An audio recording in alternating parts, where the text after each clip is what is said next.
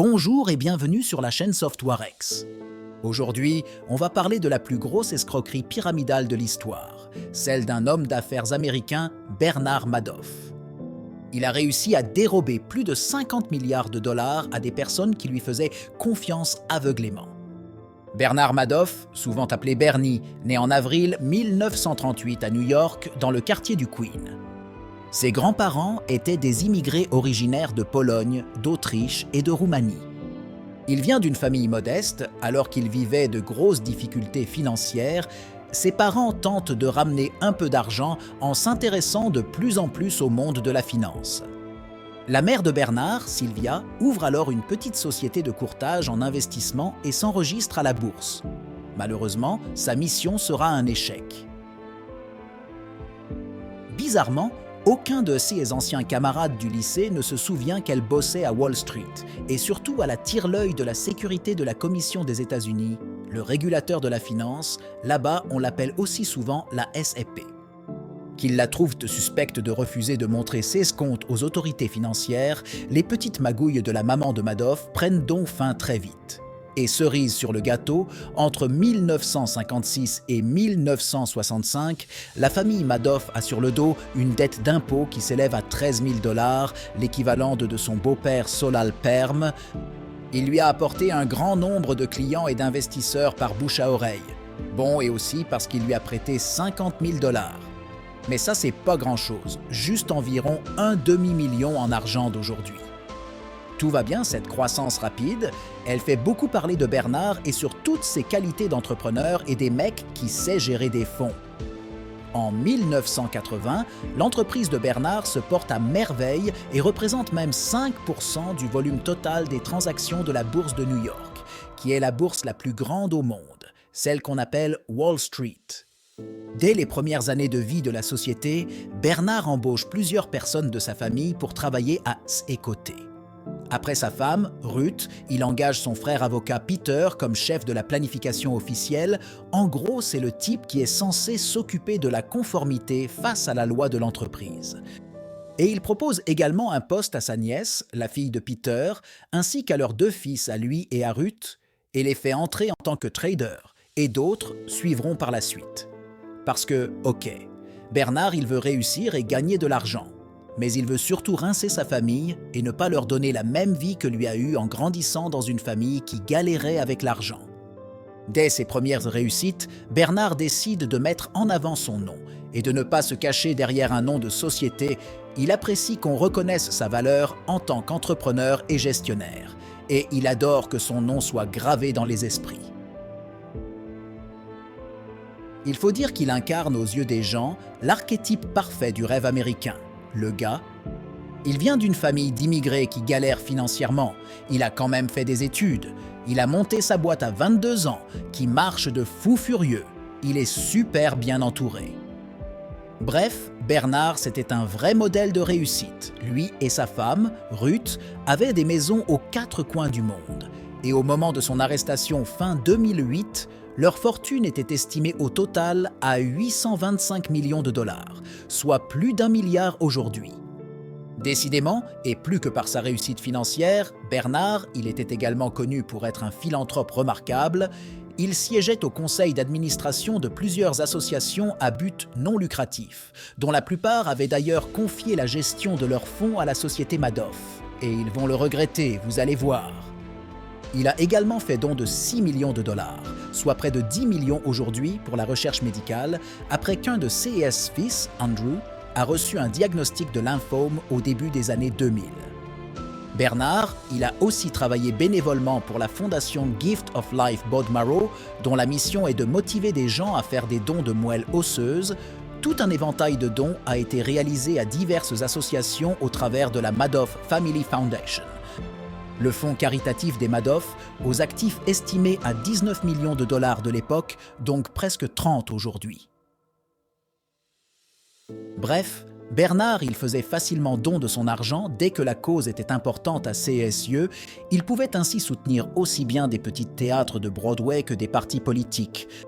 On ne sait pas trop s'il a fait ça pour expier ses péchés, en tout cas, Toutes ces actions philanthropiques ont terminé de lui construire une excellente réputation dans le monde des magnats de la finance, celle d'un homme juste.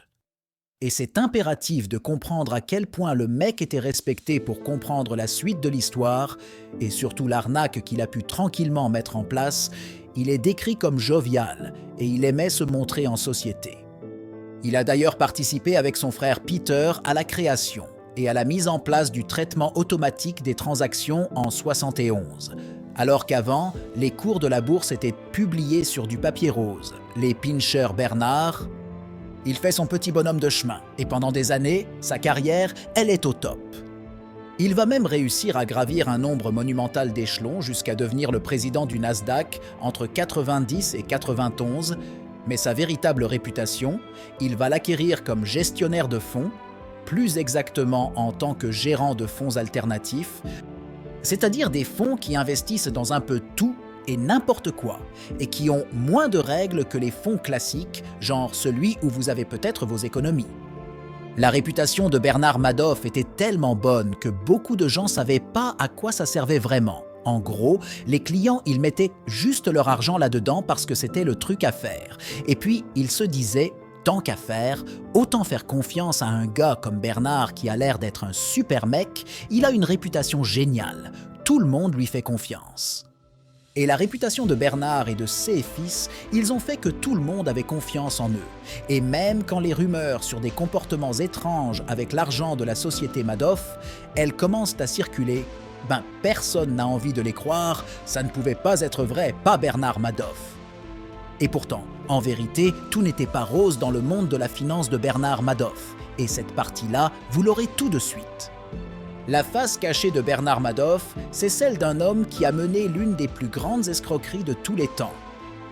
Au début des années 1990, Bernard Madoff, avec l'aide de S.S. Fils, il crée un fonds d'investissement qui promettait des rendements réguliers et exceptionnellement élevés, entre 14 et 17% par an, et ça pendant plus de 20 ans. Sa société, la Bernard L. Madoff Investment Securities LLC, qu'il a fondée en 1960, était en fait une entreprise de façade qui servait à légitimer ses opérations frauduleuses. En effet, dans les faits, Bernard Madoff n'a jamais investi les sommes versées par ses clients. Il utilisait tout simplement l'argent des nouveaux investisseurs pour payer les anciens. Un schéma classique de fraude pyramidale, c'est ce qu'on appelle un système de Ponzi. À partir de 1990, la fraude de Madoff devient encore plus sophistiquée et plus massive. Les sommes détournées ne sont plus des millions de dollars, mais des milliards. En apparence, tout semble fonctionner comme sur des roulettes. Et même si les avertissements et les doutes sur la légalité de ses activités commencent à circuler, il continue à recevoir des fonds et à distribuer des dividendes à ses clients. Rien ne semble pouvoir arrêter sa machine. Mais en 1997, l'orage gronde et la SEC, la Commission des opérations de bourse aux États-Unis, l'organisme de surveillance de la finance, elle est alertée par un lanceur d'alerte qui soupçonne la société Madoff de fraude. Malheureusement, la SEC ne trouve rien à reprocher à Madoff et elle décide de fermer l'enquête sans suite. Coup de bol pour Madoff, cette enquête a été classée sans suite, alors même que le lanceur d'alerte a fourni des documents probants à la SEC. Et même si la SEC avait eu des doutes sur la société Madoff, et si la SEC avait ouvert une enquête, elle aurait pu découvrir que la société Madoff était une arnaque, mais ça aurait été le boulot de la SEC, et personne ne peut dire si ça aurait pu être le CA. Pendant des années, les détournements massifs d'argent de Madoff restent impunis. Mais en 1997, la crise financière mondiale frappe le monde entier et les investisseurs commencent à retirer leurs fonds. Dans une tentative désespérée de sauver son empire, Bernard Madoff avoue finalement sa fraude aux autorités en décembre 1988. Il reconnaît avoir volé 50 milliards de dollars à ses clients. Il est immédiatement arrêté et inculpé de plusieurs chefs d'accusation, dont fraude, blanchiment d'argent, parjure et volume. En 1999, il est condamné à 150 ans de prison, soit l'équivalent de plusieurs vies pour un homme de 90 ans. En 1999, Sa condamnation est prononcée par le juge Denichin, qui le qualifie de narcissique et de sans remords. Bernard Madoff meurt en prison en avril 1997, à l'âge de 78 ans, d'un cancer du pancréas. À sa mort, sa famille estime qu'il reste des dettes de 165 milliards de dollars, ce qui en fait la plus grande fraude de l'histoire. En 1997, les autorités découvrent que Bernard Madoff n'était pas seul dans son entreprise de fraude. Plusieurs de ses proches et collaborateurs étaient complices de ces actes, notamment son frère Peter et ses fils Andrew et Mark, qui ont tous été condamnés à de la prison. Des milliers de victimes à travers le monde ont perdu leur argent dans cette escroquerie monumentale, des particuliers aux grandes institutions financières, en passant par des célébrités, des fondations et des associations caritatives. Si vous avez aimé l'histoire, abonnez-vous pour la suite.